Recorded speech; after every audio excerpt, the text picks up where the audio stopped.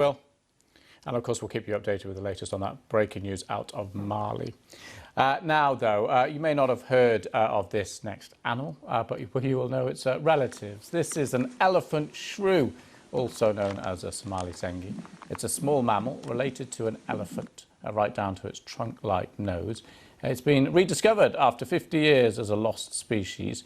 It was found alive and well in Djibouti in the Horn of Africa. Scientists tempted it out of hiding with a bit of peanut butter, oatmeal and yeast. Here's Helen Briggs.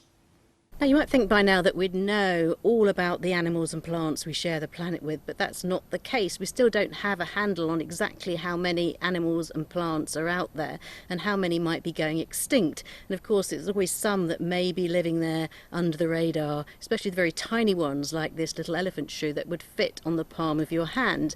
Now, it seems to be good news for this particular little creature.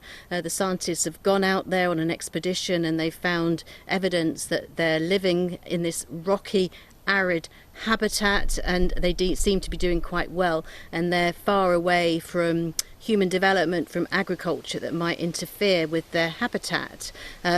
So they're not a priority for conservation, but the scientists do plan to go back in a couple of years' time. They want to fit GPS collars, would you believe, to these tiny elephant shrews to study their ecology and their habitat. And they say they're no less precious than these other bigger charismatic creatures, the lions, the tigers, the pandas, that seem to get the bulk of the attention and the bulk of the conservation money. So this is part of a wider effort to go out there and look for these species don't get as much attention that may be out there, but we don't know. Frogs and toads and lizards and reptiles and birds and the like, because the more we discover about the biodiversity of the planet, then the better we're equipped to do something about saving the precious animals and the plants that we need for the balance of nature.